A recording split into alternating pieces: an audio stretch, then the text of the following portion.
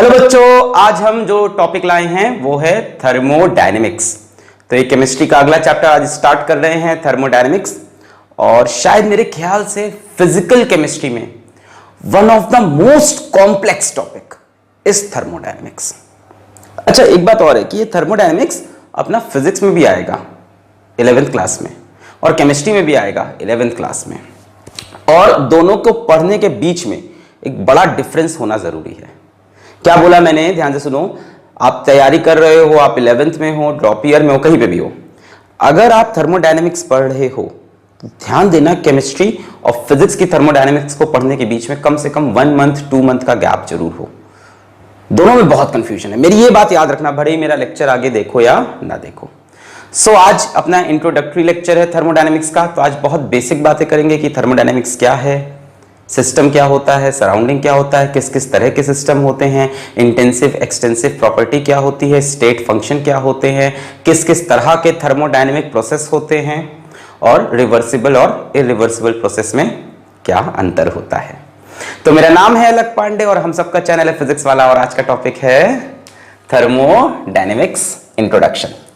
सो आज थर्मोडायनेमिक्स के बारे में बेसिक बातें जाननी है, जिसका पूरा इंट्रोडक्शन होना है आपको। थर्मोडायनेमिक्स इंट्रोडक्शन, ठीक है। तो यार, थर्मो मतलब कुछ हीट से रिलेटेड, और डायनेमिक्स वर्ड अपना फिजिक्स से आया है। डायनेमिक्स मतलब होता है मोशन, ठीक है। दो चीजें होती है, एक होता है स्टैटिक्स, कोई चीज स्टैटिक, कोई चीज रुकी हुई हो, डायनेमिक कोई चीज मोशन में हो। तो थर्मोडायनेमिक्स मतलब हीट इन मोशन। जब हीट फ्लो कर रही हो कहीं से कहीं तो उसको हम थर्मोडायनेमिक्स बोलते हैं।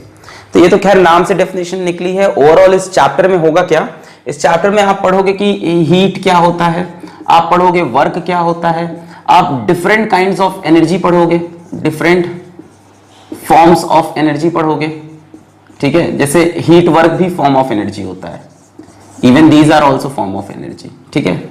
आप ये पढ़ोगे कि कोई भी प्रोसेस कब फीजिबल है, कब फीजिबल नहीं है, कब वो प्रोसेस होगा, कब वो प्रोसेस नहीं होगा। उस प्रोसेस के होने वाले, अंदर होने वाले जितने भी हीट चेंजेस हैं, ठीक है, उनकी कैलकुलेशन, उनके बारे में जानोगे। आप जानोगे कि भाई हमारा कोई भी, मान लो कोई भी हमारा गैस का कोई भी प्रोसेस है, प्रोसेस मतलब जिसमें गैस का प्रेशर, वॉल्यूम, टेम्परेचर कुछ चेंज हो रहा हो, तो उसके अंदर क्या क्या वेरिएबल चेंज होते हैं, है ना।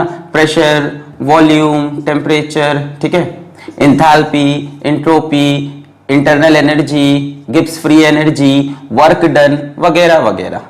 मतलब बहुत से वेरिएबल्स आएंगे जो एक प्रोसेस के अंदर इन्वॉल्व होते हैं, कैसे हीट चेंज का खेल होता है, और कौन कौन से वेरिएबल का क्या सिग्निफिकेंस होता है, कौन सा प्रोसेस कब फीजिबल होता है। तो एक बड़ी लंबी सागर है, बड़ा लंबा सागर है, ठीक है। तो उसको मैंने कोशिश की छोटे में बताने की, मतलब कहने को तो बहुत आसान है कि हीट इन मोशन पढ़ेंगे थर्मोडायनेमिक्स तो खत्म हो गया। Heat flows from body at higher temperature to body at lower temperature. तो भैया इतने पे थोड़ी ना खत्म होगी थर्मोडायनेमिक्स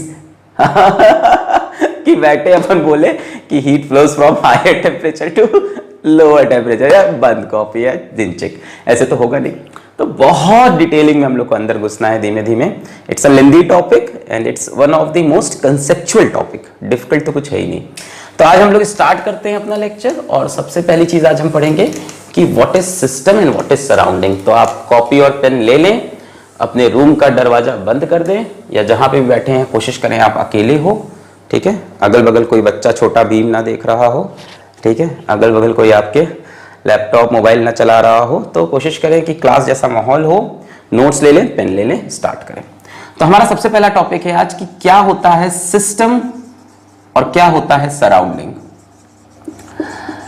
तो बच्चों, सिस्टम और सराउंडिंग वो है जो मिल के पूरा यूनिवर्स बनाते हैं, ठीक है। अगर आपसे कोई पूछे यूनिवर्स क्या है, तो केमिस्ट्री के हिसाब से यूनिवर्स का मतलब होता है, केमिस्ट्री के हिसाब से, सिस्टम प्लस सराउंडिंग। जैसे आप अभी मेरे से पढ़ाई कर रहे हो, आप इधर उधर कहीं दुनिया में नहीं देख रहे हो, ठीक है। आपके बगल में क्या हो रहा है, कोई इंसान हंस रहा है, गा रहा है, प्यार मोहब्बत चल रहा है, आपका दोस्त फोन, आपको किसी से कोई मतलब नहीं है। तो वो चीज सिस्टम बन गई। जैसे मैं, हम, आप यहां मिलके एक सिस्टम बन गए। सिस्टम वो चीज जो पार्ट अंडर इन्वेस्टिगेशन हो, यूनिवर्स का वो पार्ट जिसको आप देख रहे हो, है ना, जैसे होता है आप क्लास में जाते हो तो बहुत सी सुंदर लड़कियां होती है पर आप किसी एक को देख रहे होते हो, तो that is system for you. वो और आप सिस्टम में बन गए, ठीक है। यूनिवर्स का वो पार्ट जिसको आप इन्वेस्टिगेट कर रहे हो, उसको छोड़ के जो भी चीज है दैट इज सराउंडिंग, है ना। Anything accept system, anything accept system is surrounding. जैसे इस टाइम आपके अगल बगल जो भी हो रहा है, आपसे 10 किलोमीटर जो भी हो रहा है, आपसे हजारों किलोमीटर दूर जो हो रहा है, सब सराउंडिंग है। और हम और आप क्या बन गए हैं? सिस्टम। तो सिस्टम वो छोटा सा पार्ट है ना। System is very small part, very small part, जिसके बारे में आप बातें कर रहे हो, जिसके बारे में आप कैलकुलेशंस कर रहे हो, जिसके बारे में आप इंटरेस्टेड हो। हाय सर, इंटरेस्टेड, वो होता है सिस्टम। और उसको छोड़ के एनीथिंग एल्स, मतलब you can say surrounding is equal to universe minus system, ठीक है। मैथ लगा सकते हो, surrounding is what? Universe minus, universe में से आप सिस्टम, वो चीज हटा दो जिसको देख रहे हो, दैट इज सराउंडिंग। अपन जितनी भी कैलकुलेशन करेंगे, जितनी भी हीट की टर्म्स डिस्कस करेंगे, एनर्जी के टर्म्स डिस्कस करेंगे, सब सिस्टम पे, यानी हमारा पूरा ऑब्जर्वेशन सिस्टम पे होगा, हमारा पूरा ध्यान किस पे होगा? सिस्टम पे होगा, ठीक है। पर यार बिना सराउंडिंग के सिस्टम अधूरा है। आप डिसाइड कैसे करोगे कि हम और आप सिस्टम है, जब तक आपको पता नहीं हो कि अगल बगल सराउंडिंग है ना। समझ रहे हो बात को कि नहीं? बोला आप डिसाइड कैसे करोगे सिस्टम है? सराउंडिंग के बिना सिस्टम डिफाइन नहीं है। So there is a very defined, undefined, what you can say, there is a boundary between system and surrounding. अब बाउंड्री क्या होता है? वो चीज जो सिस्टम और सराउंडिंग को सेपरेट करे, उसको हम बाउंड्री बोलते हैं। जैसे हो सकता है इस टाइम आप अपनी चेयर पे बैठे हो और चेयर के अगल बगल ना जाओ, तो वो चेयर के कॉर्नर जो है वो बाउंड्री है। Now this is real boundary. Boundary can be real, boundary समझ रहे हो ना, मतलब separation. Boundary can be real and boundary can also be imaginary. Imaginary बोले तो वही, जैसे मैंने बताया क्लास में गए अपन, है ना, प्यारी सी लड़की किसी को देख रहे हैं ना, किसी प्यारी सी लड़की को अपन ऐसे देख रहे हैं, बहुत सुंदर है, ऐसे देख रहे हैं।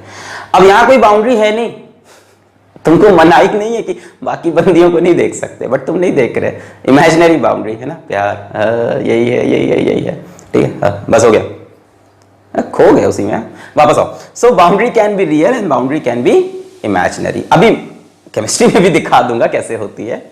Boundary can be rigid, boundary can be flexible, boundary can be rigid, boundary can be flexible. हो सकता हो रिजिड हो, है ना, एकदम बढ़िया दीवार जैसी कोई बाउंड्री, हो सकता हो फ्लेक्सिबल हो, मूवेबल बाउंड्री हो। बाउंड्री कैन बी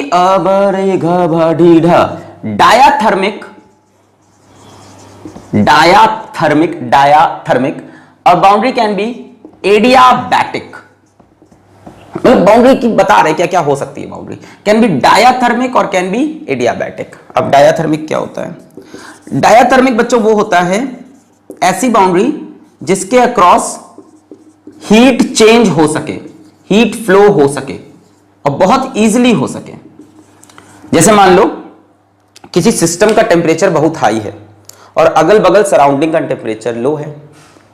मान लो डायाथर्मिक बाउंड्री है। डायाथर्मिक मतलब कंडक्टिंग, हिंदी में अगर सुनो तो कंडक्टिंग, हिंदी नहीं मतलब एकदम जनरल भाषा में सुनो इसको तो कंडक्टिंग। अब सिस्टम का टेम्परेचर ज्यादा है, अगल बगल टेम्परेचर कम है और कंडक्टिंग बाउंड्री है, तो हीट फ्लो कर जाएगी हायर टेम्परेचर से लोअर टेम्परेचर, और बहुत जल्दी फ्लो करेगी, जल्दी बहुत जल्दी फ्लो करेगी। क्यों? Because heat flow very easily through conducting. कोई भी चीज कंडक्टिंग है तो हीट को जल्दी फ्लो कराएगा और बहुत जल्द दोनों तरफ का टेम्परेचर सेम हो जाएगा। यही जीरोथ लॉ ऑफ थर्मोडायनेमिक्स है। बात करते करते सब बता देंगे।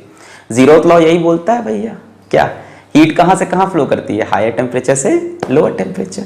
और दो बॉडी का जब टेम्परेचर सेम हो जाता है तो हीट फ्लो करना बंद कर देती है। तो अगर जो बाउंड्री है वो डायाथर्मिक है तो हीट बहुत आसानी से फ्लो करेगी और तब तक फ्लो करेगी जब तक टेम्परेचर सेम ना हो जाए। डायाथर्मिक या कंडक्टिंग। दूसरा है बच्चों एडियाबैटिक। एडियाबैटिक बच्चों ऐसी बाउंड्री जिसके across heat cannot flow, heat cannot flow, है ना। मतलब इन शॉर्ट एडियाबैटिक को आप बोल सकते हो इंसुलेटिंग, है ना।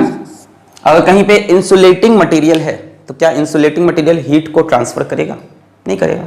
Heat can not flow through any non conducting thing, है ना, कहीं पे इंसुलेशन हो रखा है, इंसुलेशन नॉन कंडक्टिंग चीज, तो उसको अपन एडियाबैटिक बोलते हैं। क्लियर? सो दो तरह की बाउंड्री हो सकती हैं, डायाथर्मिक या एडियाबैटिक। डायाथर्मिक है तो heat can flow in as well as out, है ना, अंदर आ सकती है बाहर भी। और अगर एडियाबैटिक है तो heat can not flow, transfer of heat नहीं हो सकता। मतलब फॉर एग्जांपल मैं थोड़ा सा लिख दे रहा हूं, इसको आप नोट करो, delta Q equal to 0, note कर लो अभी के लिए। क्यू हीट होता है, डेल्टा मतलब चेंज, डेल्टा क्यू इक्वल, क्या दिख रहा है यहां तक बोर्ड? नहीं दिख रहा है। एडियाबैटिक में ऐसे लिख लो, delta Q equal to 0। Q होता है बच्चों हीट और डेल्टा होता है चेंज, तो change in heat will be 0। ठीक है, तो ये थी छोटी सी कहानी सिस्टम, सराउंडिंग और बाउंड्री के बीच की। ठीक है, आगे बढ़े अपन, यहां तक चीजें क्लियर हुई छोटी मोटी। आज यही सब बातें आपको बता पाएंगे पहले हम, है ना। अभी एक जमाना ऐसा भी आएगा जब आप एडियाबैटिक प्रोसेस पे पूरी स्टडी कर रहे होगे, और शौक मत होना कि अगर एक पूरा पूरा लेक्चर आ जाए एडियाबैटिक प्रोसेस का, हाँ इट कैन बी पॉसिबल। तो अभी आपने बेसिक चीज समझी कि what is system, what is surrounding and what is boundary. चलिए अब बात करते हैं कि टाइप्स ऑफ सिस्टम कैसे कैसे होते हैं। ठीक है, आपने सिस्टम और सराउंडिंग समझ लिया भैया, अब समझो टाइप्स ऑफ सिस्टम कैसे कैसे होते हैं, किस किस तरह के सिस्टम होते हैं। तो 3 तरह के सिस्टम हमको पढ़ने हैं बच्चों, नोट करेंगे 3 काइंड्स ऑफ सिस्टम। एक होगा ओपन सिस्टम, एक होगा क्लोज सिस्टम, एक होगा आइसोलेटेड सिस्टम। क्या होगा? Open system, close system, isolated. तो हेडिंग लगाएंगे ओपन सिस्टम, ओपन सिस्टम। बच्चों ऐसा सिस्टम, सच अ सिस्टम जिसमें से मास एक्सचेंज हो सके और जिसमें से एनर्जी एक्सचेंज भी हो सके। ऐसा सिस्टम जो अपनी सराउंडिंग के साथ मास का लेन देन कर सकता हो और एनर्जी का लेन देन भी कर सकता हो, वो एक ओपन सिस्टम है। जैसे मान लो हम किसी वेसल में, जो कि वेसल हमारी कैसी है? ओपन। हमारे पास कोई ओपन वेसल है और उसमें हम किसी गैस को मान लो हीट कर रहे हैं, किसी लिक्विड को हीट कर रहे हैं, या कोई भी थर्मोडायनेमिक प्रोसेस हो रहा है, कुछ भी समझ सकते हो, हीट ना भी कर रहे हैं, बिना हीट के भी चलेगा, कोई प्रोसेस हो रहा है इसके अंदर। अब देखो ये ऊपर से खुला हुआ है, सो इट कैन एक्सचेंज मास, है ना। मान लो इसको हम हीट कर दें अभी, तो क्या होगा? धीमे धीमे ये वेपर बन के चला जाएगा, तो कुछ मास का लॉस हो रहा है। दूसरी चीज, ये सराउंडिंग से हीट एब्जॉर्ब भी कर सकता है, सराउंडिंग को हीट एनर्जी दे भी सकता है, तो एनर्जी का भी एक्सचेंज हो सकता है। तो such a system is open system. अब एनर्जी चेंज हीट की तरह हो ये जरूरी नहीं है, ध्यान से सुनो। थर्मोडायनेमिक्स में एनर्जी 2 तरह से बदलेगी या 2 तरह से एक्सचेंज होगी, 2 तरह से लेन देन होगा। एक तो हीट के फॉर्म में और एक वर्क के फॉर्म में भी, वर्क के फॉर्म में भी, है ना, बड़ा इंपॉर्टेंट है, धीमे धीमे आएगा समझ में, फॉर्म में और एक वर्क के फॉर्म में। अच्छा बच्चों यहां पे बाउंड्री देखो, ये वाली बाउंड्री कैसी है? इमेजिनरी, कोई बाउंड्री है नहीं, बट हमें लग रहा है यहां पे क्या है? Imaginary boundary. यहां से हमारा जो भी चीज है वो खत्म हो गया, ऊपर दूसरा सरफेस आ गया। और देखो ये कैसी बाउंड्री? हमारी रियल बाउंड्री है, सच में एक बाउंड्री, एक रिजिड बाउंड्री बनी हुई है, रिजिड बाउंड्री है। ठीक है, यहां पे हमारा ये चीज कैसा होगा? ये चीज हमारा कंडक्टिंग है या डायाथर्मिक बोल सकते हो। बाउंड्री कैसी है? कंडक्टिंग या डायाथर्मिक। डायाथर्मिक से क्या होता है? हीट का एक्सचेंज हो सकता है। तो अगर हमारी बाउंड्री कंडक्टिंग हो और साथ में ओपन वेसल हो तो सिस्टम कैसा होगा? ओपन। ओपन सिस्टम जो दोनों एक्सचेंज कर सके, मास भी और एनर्जी भी। एनर्जी एक्सचेंज हुई because of conducting boundary, mass exchange हुआ because of open vessel. Note कर लिया? नेक्स्ट सिस्टम पे आए, क्लियर है? कंडक्टिंग है तो हीट अंदर भी जा सकती है और बाहर भी आ सकती है। नेक्स्ट आते हैं अपन क्लोज सिस्टम पे। Closed system. क्लोज सिस्टम बच्चों ऐसा सिस्टम होता है जिसमें मास एक्सचेंज ना हो और एनर्जी एक्सचेंज हो सके। क्लोज सिस्टम ऐसा सिस्टम जिसमें मास एक्सचेंज ना हो पर एनर्जी एक्सचेंज हो सके। जैसे मान लो इसी वेसल को मैं क्लोज कर दूं और अभी भी बाउंड्री को कैसा रखूं? कंडक्टिंग रखूं या डायाथर्मिक रखूं,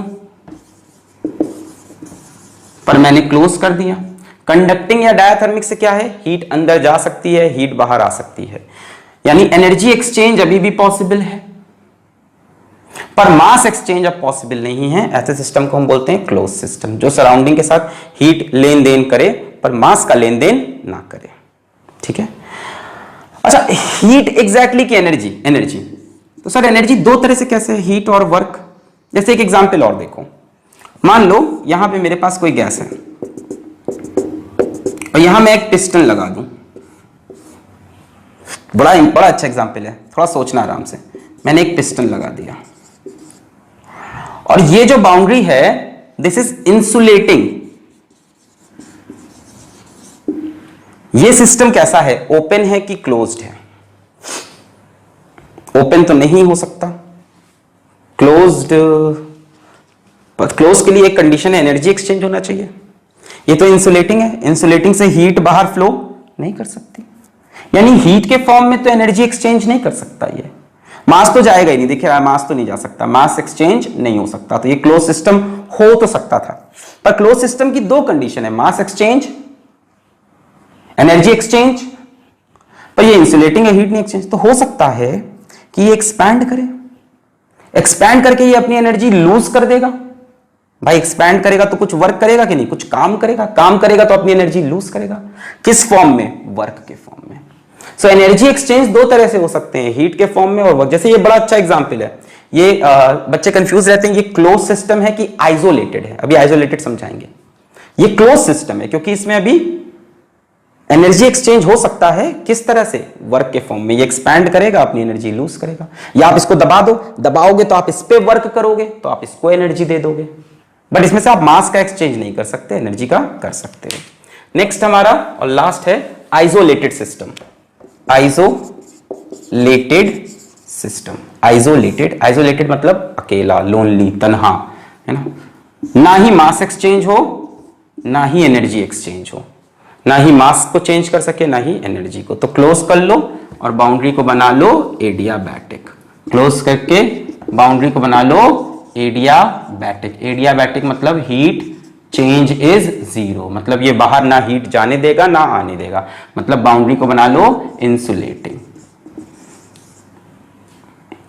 अब ना इस पे वर्क कर सकते हो, पिस्टन वगैरह भी नहीं लगा, तो किसी भी तरह से एनर्जी एक्सचेंज नहीं कर सकता, मास एक्सचेंज नहीं। अब देखो, अब ये वाला और समझ में आएगा, फिर से बनाता हूं। ये पिस्टन, ये मास एक्सचेंज कर सकता है? नहीं कर सकता है। एनर्जी एक्सचेंज कर सकता है, हीट के फॉर्म में नहीं। मान लो ये इंसुलेटिंग है, ये भी कह रहा हूं ये इंसुलेटिंग है, ये इंसुलेटिंग है तो हीट ना बाहर आ सकती ना अंदर, चलो ठीक है। पर वर्क तो हो सकता है, तो एनर्जी चेंज हो सकता है। यहां ना वर्क हो सकता है ना हीट हो सकता है, तो एनर्जी चेंज भी पॉसिबल नहीं, मास चेंज भी नहीं। तो तीन तरह के सिस्टम हमारे कौन कौन से, open system, close system, isolated. Open में मास एनर्जी दोनों चेंज, क्लोज में सिर्फ एनर्जी चेंज। एनर्जी चेंज दो तरह से, या तो हीट या तो वर्क। कंडक्टिंग होगा तो हीट, कंडक्टिंग बाउंड्री होगी तो हीट एक्सचेंज करेगा, कंडक्टिंग नहीं होगी तो वर्क करने की कोशिश करेगा, है ना। जैसे ये कौन सा सिस्टम है, क्लोज्ड, इसमें वर्क हो सकता है, मास नहीं चेंज हो सकता। और लास्ट में आइसोलेटेड, जिसमें ना वर्क हो सके, ना हीट हो सके, ना ही मास एक्सचेंज, ना ही एनर्जी एक्सचेंज, ना ही मास एक्सचेंज। जैसे ये, इसमें ना ही हीट बाहर जा सकती ना अंदर, इंसुलेटिंग होने से, ना ही कोई पिस्टन है कि ऊपर नीचे मूव करे तो वर्क भी नहीं, तो एनर्जी एक्सचेंज खत्म। बंद है पूरी तरह से तो मास एक्सचेंज भी खत्म। ठीक है, तो चलिए देखते हैं अपन next topic. Types of system note कर लें, फिर देखते हैं अपन अगला टॉपिक। अच्छा ठीक है, अब बात करते हैं कि ये थर्मोडायनेमिक पढ़ने के लिए जो थर्मोडायनेमिक्स के वेरिएबल होंगे, है ना, जो पैरामीटर होंगे, जो प्रॉपर्टीज होंगी, वो बेसिकली दो तरह की होंगी। ठीक है, जो थर्मोडायनेमिक वेरिएबल, पैरामीटर, ये प्रॉपर्टीज होती हैं, या किसी भी सिस्टम की, थर्मोडायनेमिक्स छोड़ भी दो, थर्मोडायनेमिक्स क्या बोला मैं, छोड़ भी दो, किसी भी सिस्टम की जो प्रॉपर्टीज होती हैं वो दो तरह से डिफाइंड होती हैं। और ये कोई थर्मोडायनेमिक्स का टॉपिक नहीं, एक जनरल बात है।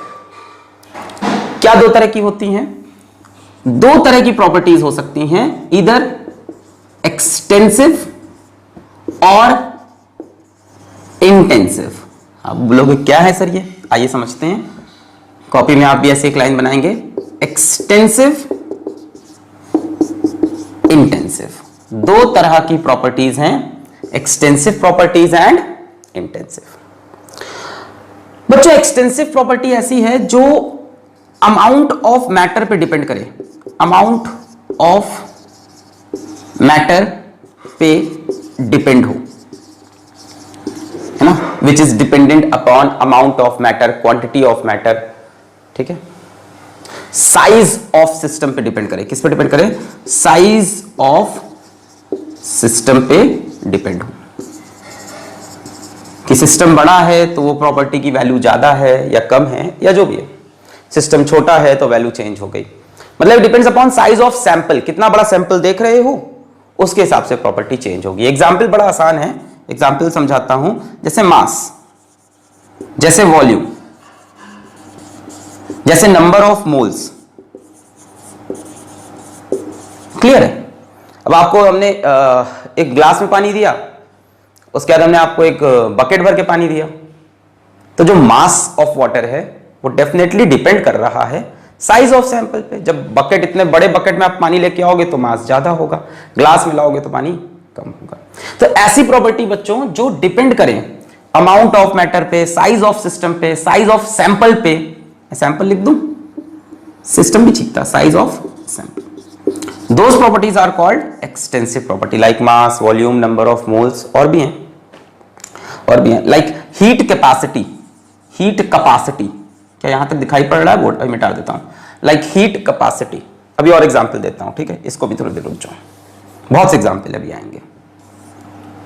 इंटेंसिव क्या होता है बच्चों, which does not depend upon size of sample or amount of matter। जैसे मान लो डेंसिटी हो गया, अब डेंसिटी चाहे ग्लास भर पानी की हो चाहे बकेट भर पानी की हो, डेंसिटी क्या होगी दोनों की, सेम, अमाउंट ऑफ मैटर से लेना देना नहीं। जैसे हमारी रिफ्रैक्टिव इंडेक्स है ना, हम क्या बोलते हैं, रिफ्रैक्टिव इंडेक्स ऑफ ग्लास, ये तो नहीं बोलते ना refractive index of big glass, refractive index of small glass, है ना, अमाउंट ऑफ मैटर डिपेंड नहीं करता। बहुत सी है, मतलब लिखते जाओगे खत्म नहीं होगा। डेंसिटी, रिफ्रैक्टिव इंडेक्स, अपना ये पढ़ा था याद है, specific heat capacity, specific heat capacity याद आ रहा, जैसे पानी की स्पेसिफिक हीट कैपेसिटी कितनी होती है, 4.2 जूल पर ग्राम डिग्री सेंटीग्रेड।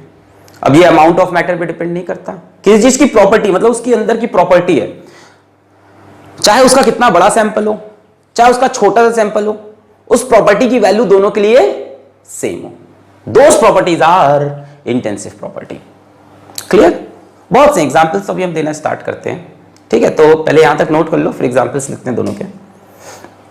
जैसे मान लो मेरे पास एक बड़ा सा सैंपल है, अरे बड़ा सा सैंपल ये बना दिया मैंने, खुश हो गया तू। हाँ भाई, मेरे पास एक बड़ा सैंपल है। अब मान लो कोई प्रॉपर्टी है, हम मेजर कर रहे हैं, तो वो इस सैंपल के लिए या इतने से पार्ट के लिए भी वो प्रॉपर्टी सेम हो, तब वो बनेगी इंटेंसिव प्रॉपर्टी। समझ में आ गया? इसमें से छोटा सा पार्ट निकालूं तो भी इंटेंसिव प्रॉपर्टी सेम रहे। तो आइए हम लोग डिफरेंस देखते हैं इन टर्म्स ऑफ एग्जांपल, क्योंकि जेईई 2010 में एक बार पूछा भी था, अभी भी कभी कभी आ जाता है, इसमें से कौन सी इंटेंसिव प्रॉपर्टी है, इसमें से कौन सी इंटेंसिव प्रॉपर्टी नहीं है।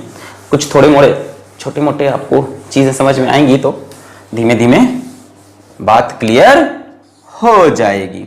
आइए देखते हैं हमारे पास क्या क्या एग्जाम्पल है। जैसे इंटेंसिव के एग्जाम्पल देखो, टेम्परेचर है ना, अब तुम पूरे रूम का टेम्परेचर लो या रूम के छोटे से पार्ट का temperature low, that will be same. Pressure है ना, जो पूरे रूम का प्रेशर होगा वही छोटे से पार्ट में प्रेशर होगा। बट वॉल्यूम नहीं बच्चों, वॉल्यूम इस तरफ आ जाएगा। वॉल्यूम किस पे डिपेंड करता है? अमाउंट ऑफ मैटर पे। भाई जितना ज्यादा वॉल्यूम होगा उतना ज्यादा वॉल्यूम होगा, है ना, तो एक्सटेंसिव प्रॉपर्टी हो गई, है ना। फिर अपन क्या क्या बात कर चुके, डेंसिटी वगैरह बात कर चुके, डेंसिटी, और क्या बोला था, रिफ्रैक्टिव इंडेक्स वगैरह, रिफ्रैक्टिव इंडेक्स, और क्या बोला था आपने, विस्कोसिटी, जैसे समझ लो विस्कोसिटी प्रॉपर्टी होती है ना, सब तो कांस्टेंट होते हैं। Specific heat capacity, specific heat capacity, सब तो कांस्टेंट होते हैं ना, है ना, ऐसी चीजें होंगी।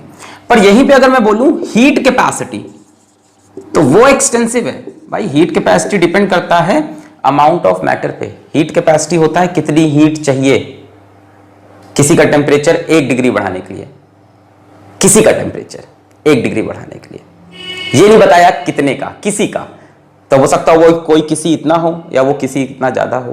तो heat capacity is the amount of heat required to raise the temperature of a body by 1 degree centigrade. अब that body can be small can be big. बड़ी बॉडी है तो हीट ज्यादा लगेगी, छोटी बॉडी है तो हीट कम लगेगी। सो ये स्पेसिफिक नहीं है, मास डिफाइंड नहीं कितने मास के लिए। So it depends upon amount of mass.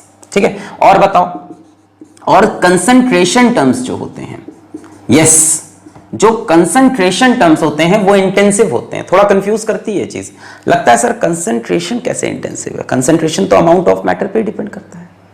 मैं पूछूं मोलैरिटी, मोलैरिटी, मोलैरिटी इंटेंसिव है कि एक्सटेंसिव? मोलैरिटी क्या होता है?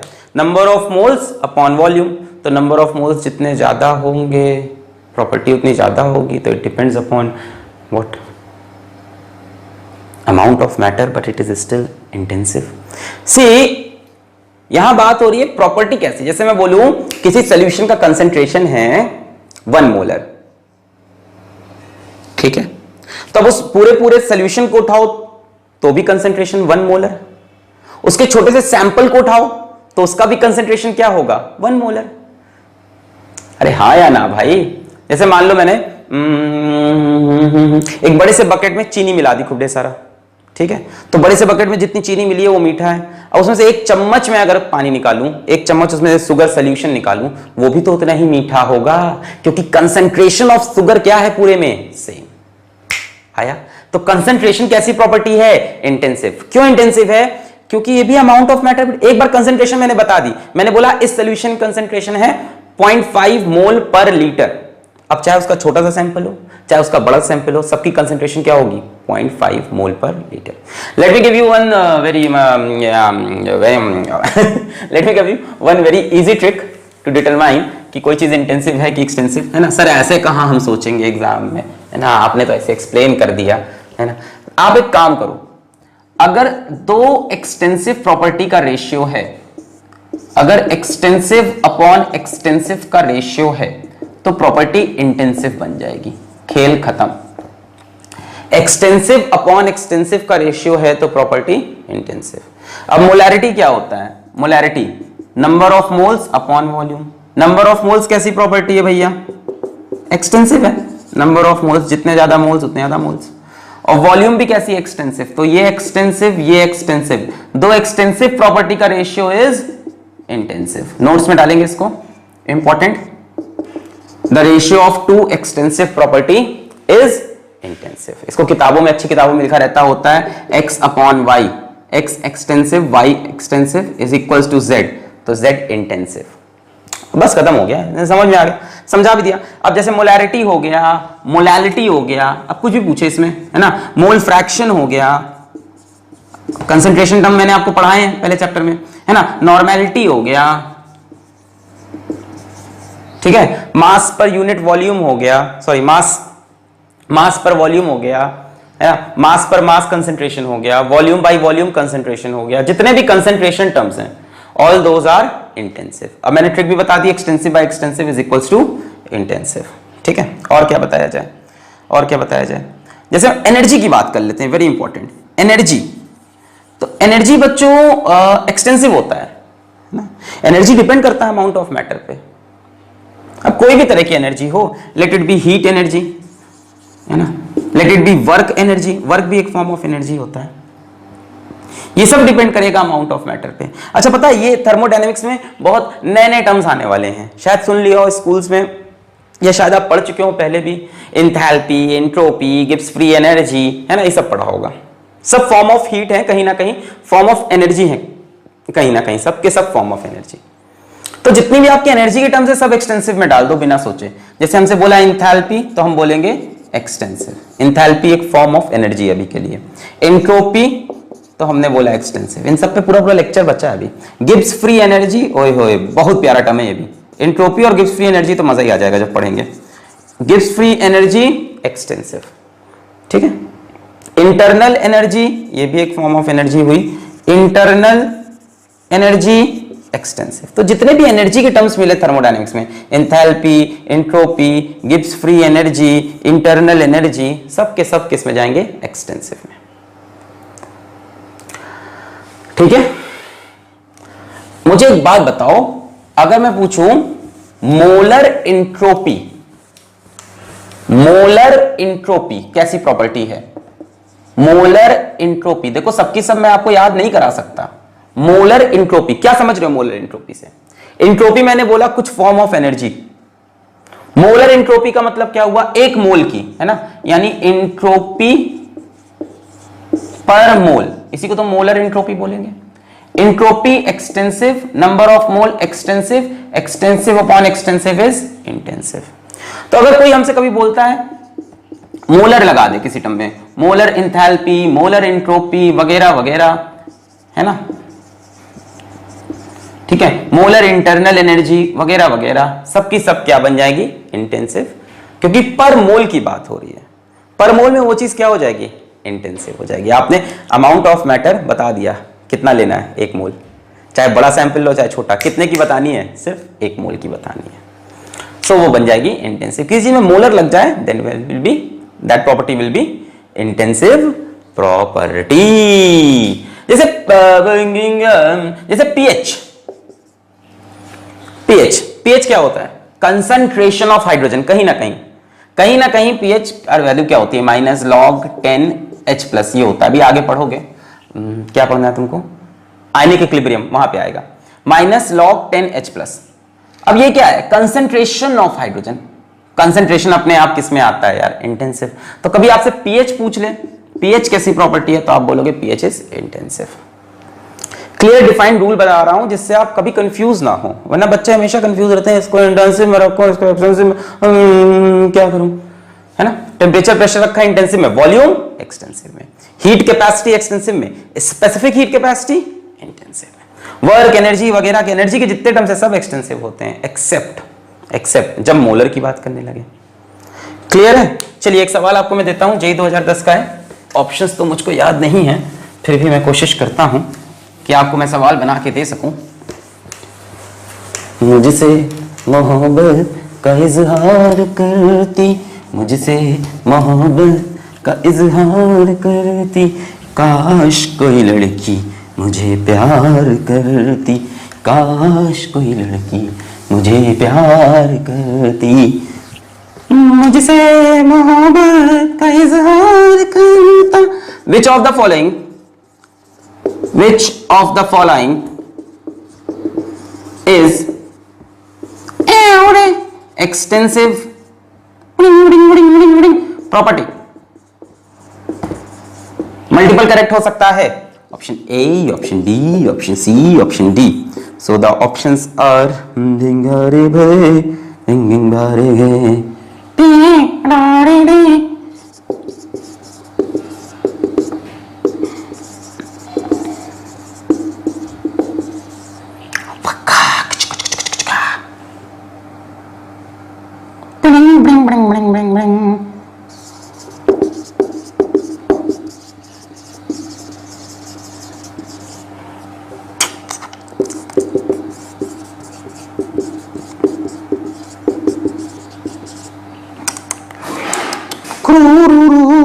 अगला ऑप्शन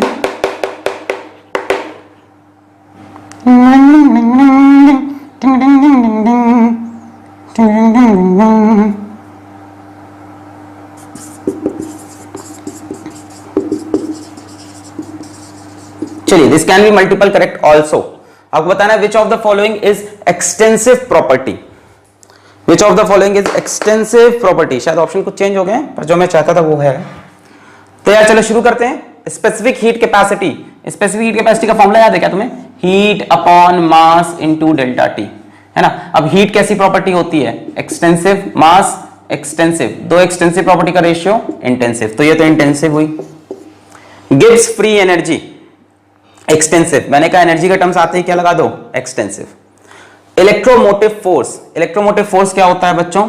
वर्क डन पर यूनिट चार्ज, याद है? EMF, potential difference, work done in taking 1 coulomb charge from in external circuit of the cell and internal circuit of cell, physics में पढ़ा होगा। Work done by charge, work done extensive, charge extensive, charge extensive है क्यों? Amount of matter पे depend करता है, जितने ज्यादा इलेक्ट्रॉन होंगे उतना ज्यादा चार्ज होगा, है ना। Extensive by extensive is equals to intensive, तो ये भी इंटेंसिव कैंसिल हुआ। डाइलेक्ट्रिक कांस्टेंट, डाइलेक्ट्रिक कांस्टेंट एक कांस्टेंट होता है गिवन मटेरियल का, सबका अपना अपना डिफाइंड होता है, फिक्स्ड होता है, इंटेंसिव प्रॉपर्टी है, जैसे रिफ्रैक्टिव इंडेक्स, जैसे डेंसिटी है, उस तरह से डाइलेक्ट्रिक कांस्टेंट। क्लियर है भाई? क्या बात है रे, क्लियर? अच्छा, तो ये हुई इंटेंसिव एक्सटेंसिव प्रॉपर्टी की कहानियां।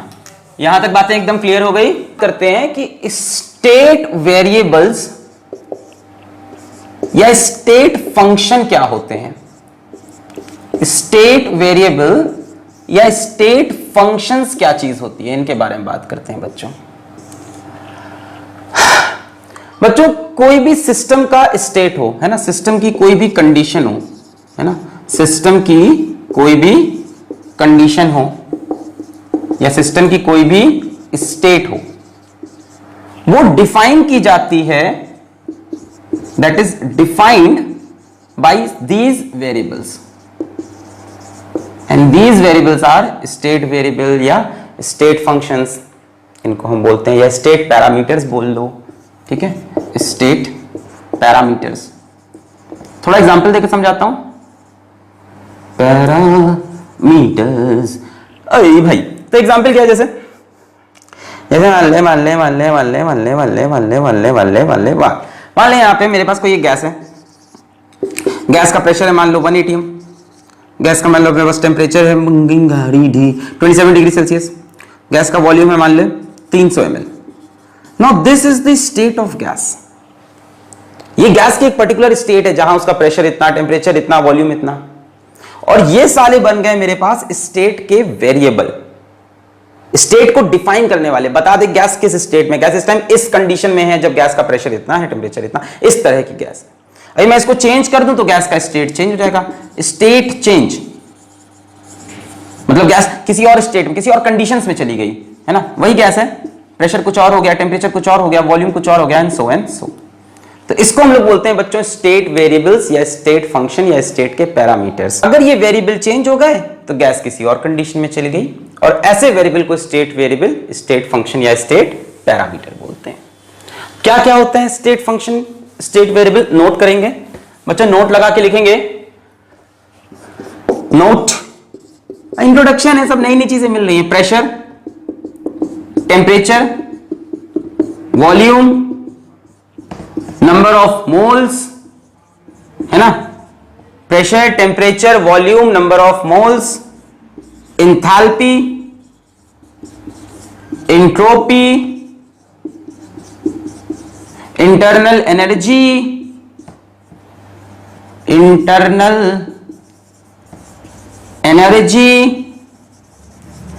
गिब्स फ्री एनर्जी,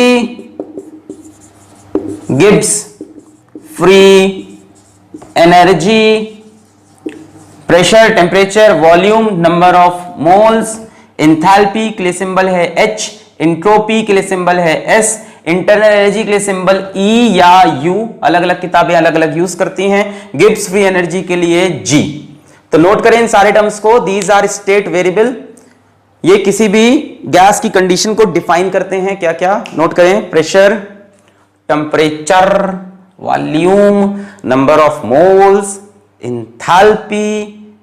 क्या होता है सर बता दो प्लीज, अभी आएगा वीडियो तब बताएंगे प्लीज, है ना। होता है ना पहली क्लास में, ये क्या है साले समझ ही में नहीं आया, है ना।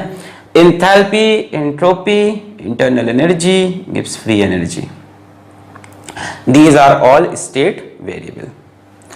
नोट कर लिया, इतना लिख लिया है, ये सारे स्टेट वेरिएबल्स हैं। अब स्टेट वेरिएबल्स की खास बात क्या होती है, क्या है इनकी खास बात? तो सर खास बात ये है कि वो स्टेट को डिफाइन करते हैं, उनको चेंज करते हैं तो गैस का स्टेट चेंज हो जाता है। ठीक है, बहुत बढ़िया। खास बात और भी कुछ है कि जो स्टेट फंक्शन होते हैं या स्टेट वेरिएबल होते हैं, ये जो स्टेट फंक्शन होते हैं या ये जो स्टेट वेरिएबल होते हैं, वेरिएबल होते हैं, है ना, इनके अंदर जो चेंज आता है that depends only upon initial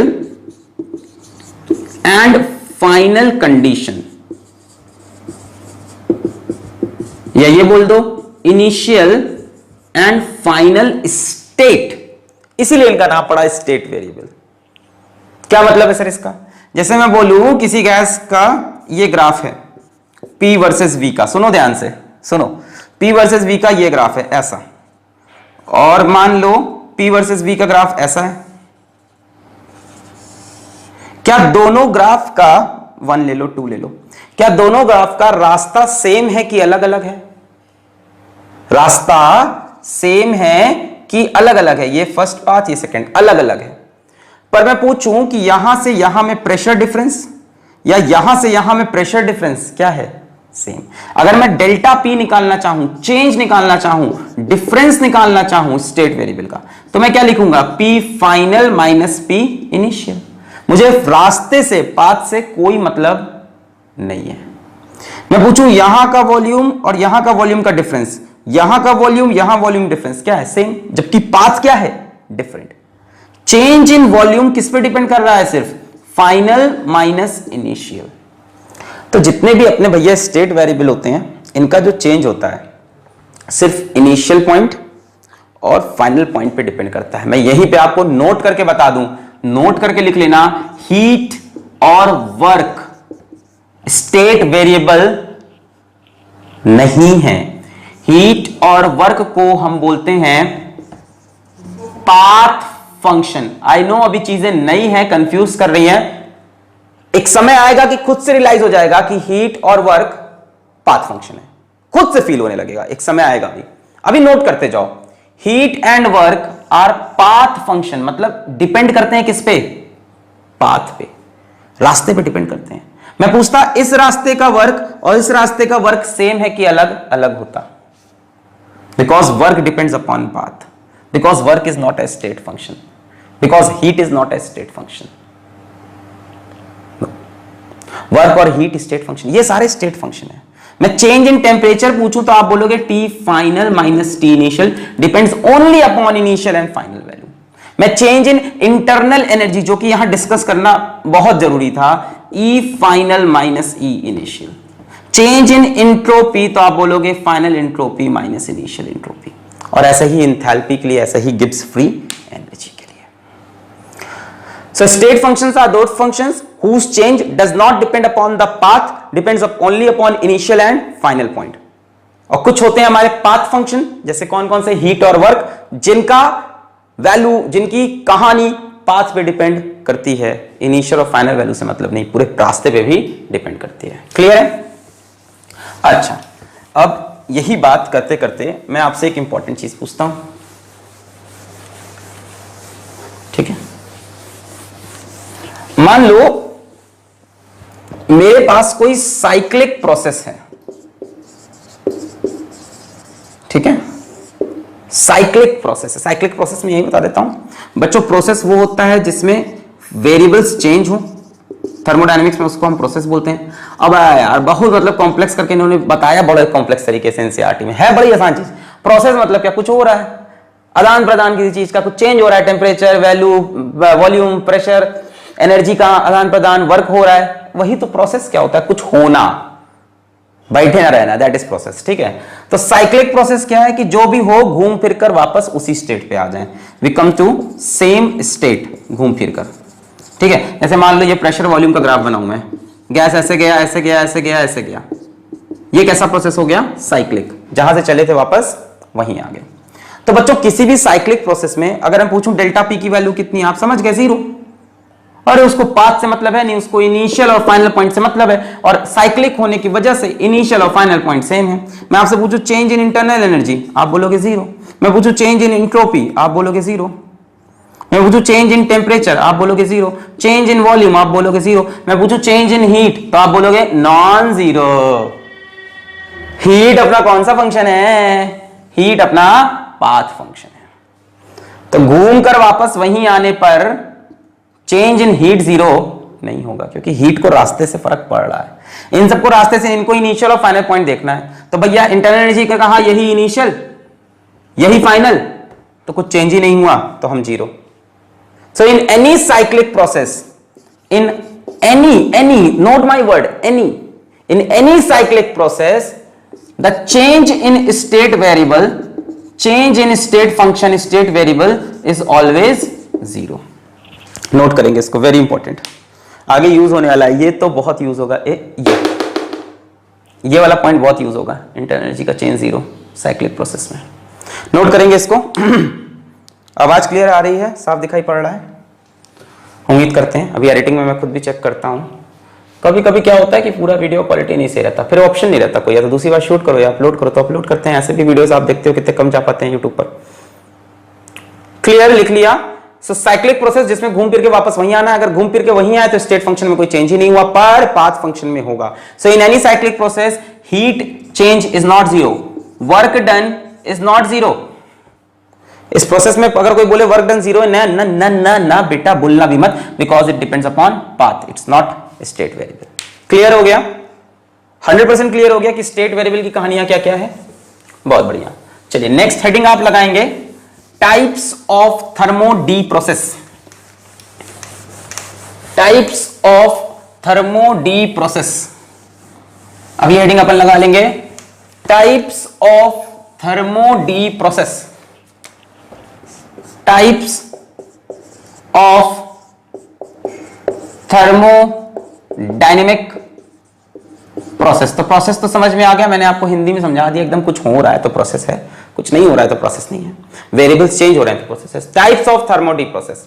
तो सबसे पहला टाइप देखो, अब मजा आएगा, हेडिंग लगाओ, very important, isothermal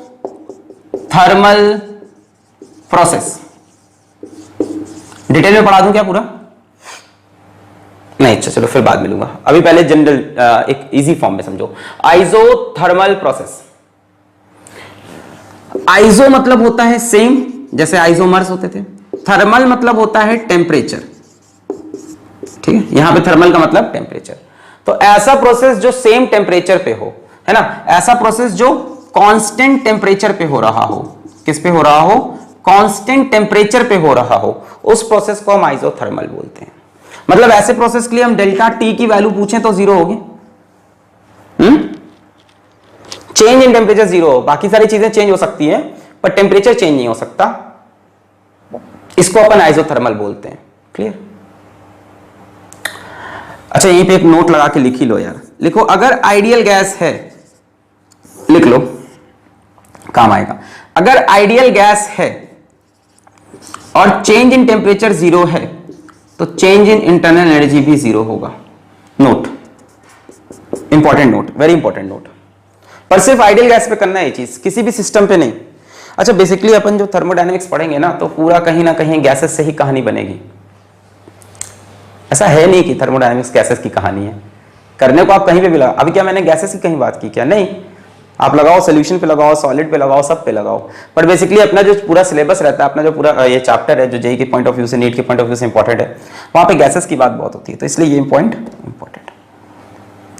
if delta T is zero, change in temperature, then change in internal energy is also zero. I can explain this also. See, gas की internal energy मानी जाती है इक्वल टू सिर्फ kinetic energy. Gas की internal energy मानी जाती है सिर्फ काइनेटिक एनर्जी। आपने पढ़ा था काइनेटिक थ्योरी ऑफ गैस, जो कि बोलता है kinetic energy depends only and only upon temperature. तो अगर टेम्परेचर चेंज नहीं होगा तो काइनेटिक एनर्जी चेंज नहीं होगा और इंटरनल एनर्जी चेंज नहीं होगा फॉर आइडियल गैस। सिर्फ गैस पे लगाना, कहीं और नहीं कि हर जगह लगा दिया उठा के, सिर्फ गैसेस के लिए बात ट्रू है। गैस की internal energy is kinetic energy, ऐसा माना जाता है। Kinetic energy depends upon temperature. Clear है? इसका चाहो तो हम एक गैस के लिए एक और काम कर सकते हैं, इसमें आइडियल गैस के लिए क्या कर सकते हैं, हम बॉयल्स लॉ भी यूज कर सकते हैं। सर क्या क्या आ रहा है? बॉयल्स लॉ याद आया? At constant temperature, pressure is inversely proportional to volume। ऐसा ग्राफ याद है? पक्का रे, ये रहा ग्राफ, याद आया? Rectangular hyperbola P versus V। तो अगर मैं आइसोथर्मल प्रोसेस का ग्राफ बनाऊं P वर्सेस V, और बड़ा बनाते हैं,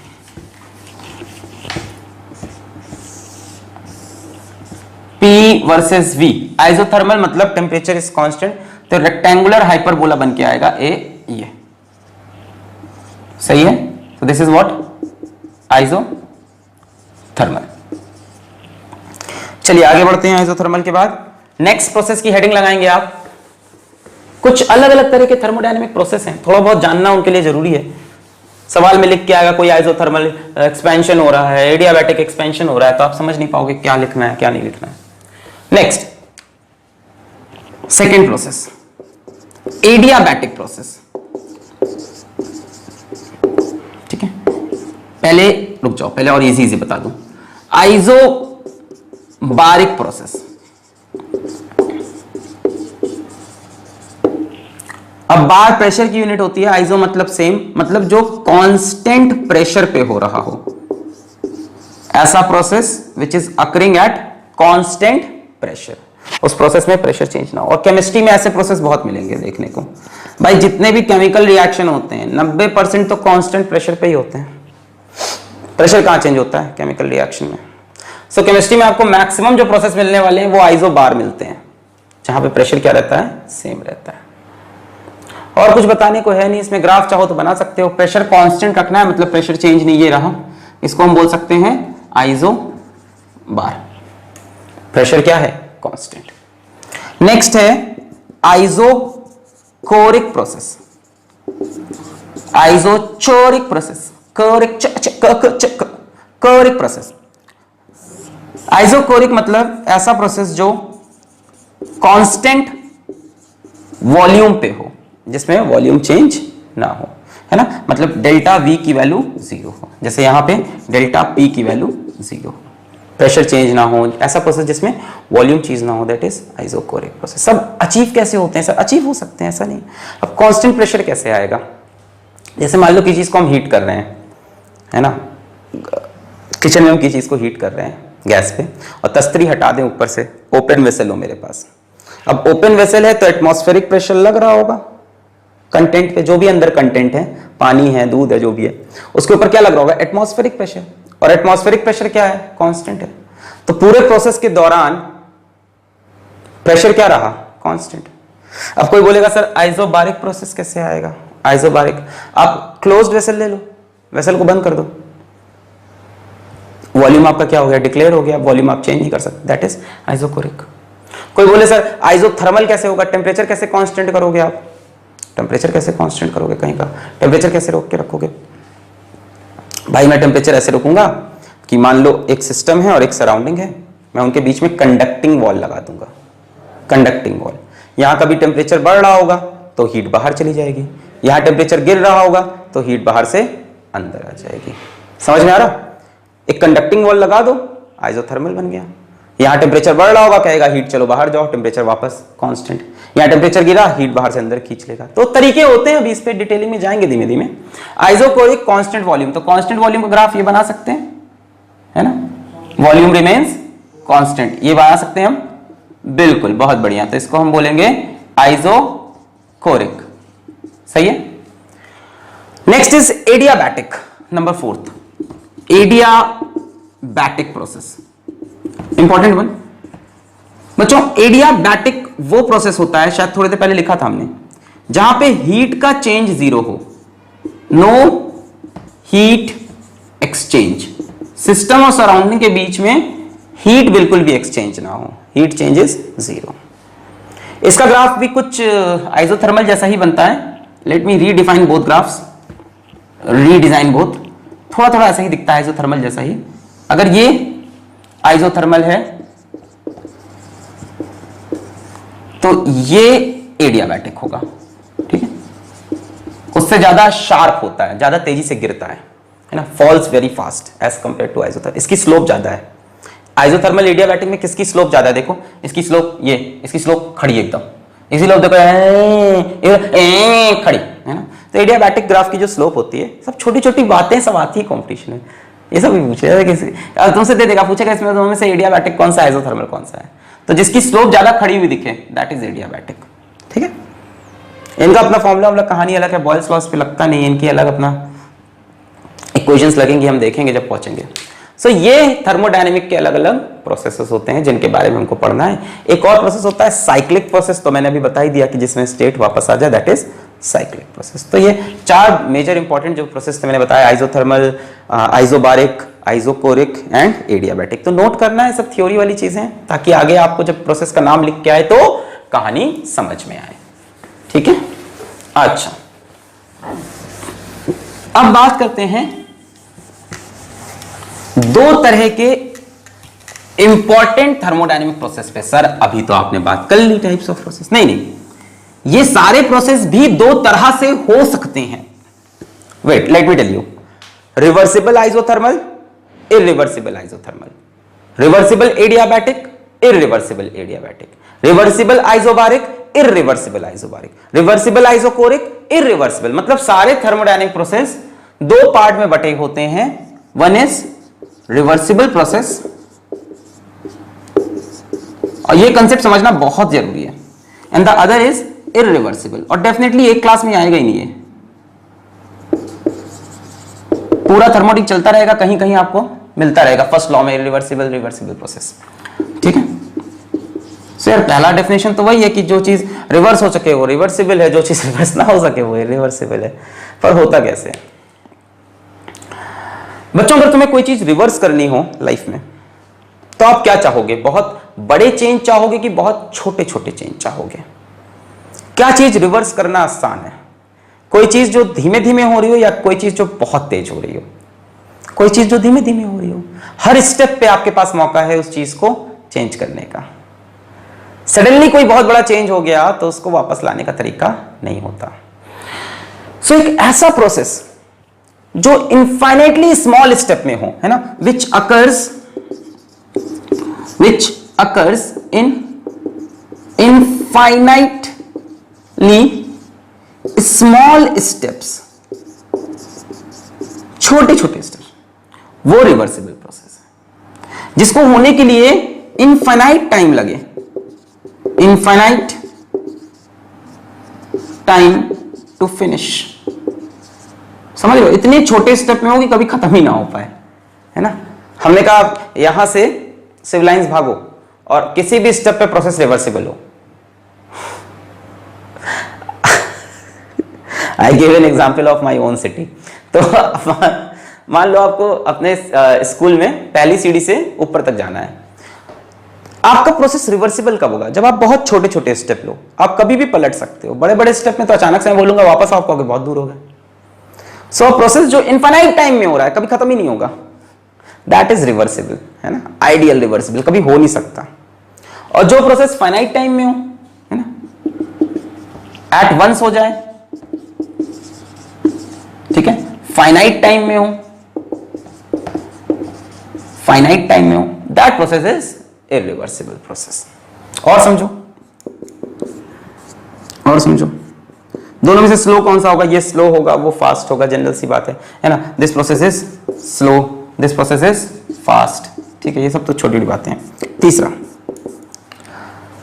हर एक स्टेप अपने पिछले स्टेप से इक्विलिब्रियम में हो, मतलब ज्यादा डिफरेंस ना हो दो स्टेप के बीच में। दो स्टेप्स के बीच में बहुत बड़ा डिफरेंस ना हो, हमेशा इक्विलिब्रियम में हो। आप इधर भी जा सकते हो, इधर भी। इक्विलिब्रियम क्या होता है? When you can go forward and go backward. तो each step is in equilibrium with previous step। हर एक स्टेप इक्विलिब्रियम में हो पिछले स्टेप से, हमेशा इक्विलिब्रियम में। Equilibrium in each step, equilibrium exist always, हमेशा इक्विलिब्रियम मिल रहा है। यहां पे इक्विलिब्रियम मतलब अब चीजें रुक गई हैं, अब सब कंट्रोल में आ गया है, इक्विलिब्रियम आ गया है। अब प्रोसेस आगे भी जा सकता है, पीछे भी, पर इक्विलिब्रियम एक अचीव हो गया है, स्टेबिलिटी। यहां पे इक्विलिब्रियम मिलेगा भी, समझाता हूं थोड़ा और डिटेल में। आई नो कंफ्यूज हो रहे हो। Equilibrium initially and finally, not in between, note कर लो, समझा देते हैं आराम से, पूरा एग्जाम्पल लेके पूरे अच्छे समझाते हैं कि कैसे इक्विलिब्रियम होगा हर स्टेप में रिवर्सिबल में, और इरिवर्सिबल में सिर्फ इनिशियल स्टेज पे इक्विलिब्रियम और फाइनल स्टेज पे। तो थोड़ा सा मैं और डिटेल में जाता हूं कि ये प्रोसेस होते कैसे हैं, ठीक है। चलो अपन एक काम करते हैं, अपन एक्सपेंशन ऑफ गैस पकड़ लेते हैं कि गैस एक्सपैंड कर रही है, ठीक है। एक्सपेंशन ऑफ गैस, जरा ध्यान से सुनना। मान लो मेरे पास यहां कोई गैस है, यहां मैंने एक पिस्टन लगा दिया, ठीक है, और इस पिस्टन के ऊपर छोटे छोटे छोटे छोटे छोटे छोटे वेट रख दिए, ठीक है, बहुत छोटे छोटे वेट रख दिए।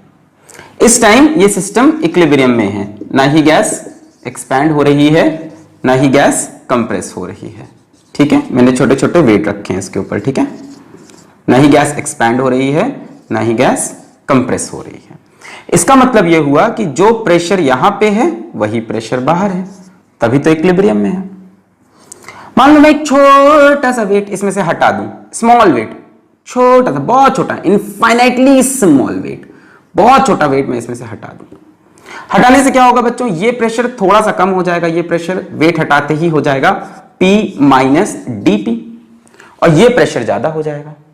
अब क्या होगा, इधर प्रेशर कम इधर ज्यादा, गैस एक्सपैंड करेगी, थोड़ा सा एक्सपैंड करेगी, अच्छा थोड़ा सा एक्सपैंड की, समझो बात को, थोड़ा सा एक्सपैंड की, इतना एक्सपैंड की कि यहां का, अच्छा जब गैस एक्सपैंड करेगी तो अंदर का प्रेशर भी फॉल करेगा, भाई एक्सपैंड करेगी अंदर का प्रेशर कम होगा, वॉल्यूम बढ़ेगा प्रेशर घटेगा, है ना, मॉलिक्यूल्स दूर जा रहे हैं, तो अंदर का प्रेशर भी हो गया P माइनस dP, और बाहर का प्रेशर भी अब है P माइनस dP। गैस फिर से किस में आ गई, इक्विलिब्रियम में। So this is what I was telling you कि हर स्टेप में इक्विलिब्रियम होगा। अभी आप एक वेट और हटाओगे तो प्रेशर यहां थोड़ा सा और कम हो जाएगा, गैस थोड़ा सा और एक्सपैंड करेगी, अंदर भी प्रेशर कम होगा, फिर किस में आ जाएगी, इक्विलिब्रियम में। यानी हर एक इनफाइनाइटली सिमिली स्टेप्स में the system will be in equilibrium. Irreversible में देखो क्या होगा, इरिवर्सिबल में क्या होगा, मान लो यहां पे गैस है, ठीक है, इनिशियली ये किस में है, इक्विलिब्रियम में, बिल्कुल इनिशियली इक्विलिब्रियम में है, ना ही गैस एक्सपैंड कर रही है ना ही गैस कंप्रेस हो रही है, और वही वेट्स रखे हैं इसके ऊपर भी, ठीक है। प्रेशर दोनों तरफ बराबर है, यहां भी प्रेशर P है यहां भी प्रेशर P है। मान लो मैं एक बार में 4 5 6 10 एक बार में मतलब खूब ढेर सारे वेट हटा दूं, सडनली मैं खूब ढेर सारे वेट हटा दूं तो बाहर का प्रेशर सडनली फॉल कर जाएगा। मैंने सडनली बहुत ढेर सारे वेट हटा दिए तो बाहर का प्रेशर फॉल कर गया, फॉल करने से क्या होगा, गैस एक्सपैंड करेगी, और कैसे एक्सपैंड करेगी, एक बार में, भाई बाहर का प्रेशर सडनली फॉल कर जाए, मैं सडनली ये सारे वेट हटा दूं, बाहर का प्रेशर मान लो P से घट के बहुत ही मतलब P minus delta P, where delta P is very big, delta P is large, difference बहुत बड़ा हो गया। अब डिफरेंस बड़ा हो जाएगा, गैस सडन एक्सपैंड कर जाएगी एक बार में, ठीक है, और फिर जाके लास्ट में रुकेगी कब, जब यहां का pressure P minus delta P और यहां का प्रेशर भी P माइनस डेल्टा P हो जाएगा, फिर से क्या मिल जाएगा, इक्विलिब्रियम। ये कौन सी स्टेज आ गई, फाइनल। ये कौन सी स्टेज है, इनिशियल। तो इनिशियली भी गैस किसमें है, इक्विलिब्रियम, फाइनली भी इक्विलिब्रियम। मतलब यहां जो चेंज होगा ना वो बहुत बड़ा होगा, छोटे छोटे छोटे वेट नहीं हटाएंगे, एक बार में सारा वेट हटा दिया तो प्रेशर बहुत ज्यादा फॉल कर गया। यहां पे छोटे छोटे वेट हटा रहे हैं तो प्रेशर धीमे धीमे फॉल कर रहा। इसको तुम ऐसे भी समझ सकते हो, जैसे यहां पे ये फोर्स ड्राइविंग है, ड्राइविंग मतलब इसकी वजह से चेंज हो रहा है। दो फोर्सेस होती हैं बच्चों, एक होती है ड्राइविंग फोर्स और एक होती है अपोजिंग फोर्स, जो प्रोसेस को रोकती है। अपोजिंग फोर्स चाहेगी कि प्रोसेस ना हो, ड्राइविंग फोर्स चाहेगी प्रोसेस हो। यहां पे भी दो फोर्स हैं, एक ड्राइविंग फोर्स या ड्राइविंग कॉज बोल सकते हो और एक अपोजिंग फोर्स या अपोजिंग कॉज बोल दो, जो बोल दो, अपोजिंग फोर्स। देखो रिवर्सिबल प्रोसेस में क्या होता है कि ड्राइविंग फोर्स अपोजिंग फोर्स से थोड़ी सी बड़ी होती है, थोड़ी सी। जैसे यहां पे ड्राइविंग फोर्स कितनी थी हमारी, P ले लो, ये ड्राइविंग फोर्स है, और अपोजिंग फोर्स कितनी थी, P minus dP। Driving force थोड़ी सी बड़ी है अपोजिंग फोर्स से। यहां पे ड्राइविंग फोर्स अपोजिंग फोर्स से काफी बड़ी होती है। ड्राइविंग फोर्स अपनी कौन सी, अंदर वाली P, और अपोजिंग फोर्स जो रोकना चाहती है वो क्या है, P minus delta P, way delta P is large. यहां पे ड्राइविंग फोर्स और अपोजिंग फोर्स में डिफरेंस बड़ा होता है, तो एक बार में प्रोसेस हो जाता है। सिर्फ इनिशियली इक्विलिब्रियम में रहता है, फाइनली जब दोनों फोर्स बराबर होती है तब इक्विलिब्रियम। यहां हर स्टेप में बार बार थोड़ा सा बड़ा फिर इसकी वैल्यू भी P minus D P, equilibrium. फिर आपने एक वेट हटाया, ये और घटा, फिर और बढ़ा, फिर equilibrium. So the driving force is slightly greater than opposing force in reversible process. ये भी एक पॉइंट बन जाएगा, पॉइंट नंबर 4 हुआ, नोट करो। ये भी एक पॉइंट है कि ड्राइविंग फोर्स जो प्रोसेस कराना चाहती है वो अपोजिंग फोर्स से थोड़ी सी बड़ी हो, थोड़ी सी, तब रिवर्सिबल प्रोसेस। और ड्राइविंग फोर्स अपोजिंग फोर्स से बहुत बड़ी हो तब इरिवर्सिबल। हर स्टेप में इक्विलिब्रियम हो, रिवर्सिबल प्रोसेस। सिर्फ इनिशियल स्टेज में और फाइनल स्टेज में इक्विलिब्रियम अचीव हो रहा है, इरिवर्सिबल प्रोसेस। क्लियर है एकदम, पक्का? कौन सा हो सकता है रियल लाइफ में, कौन सा नहीं? ये हो सकता है, ये है ना। This is practical and this is ideal. ये प्रैक्टिकल, ये तो मतलब आइडियल है भाई। इनफाइनाइट टाइम में कोई प्रोसेस हो रहा है तो फिर पता कैसे चलेगा हुआ कि नहीं। So reversible process can not be observed in day to day life, they is the ideal process.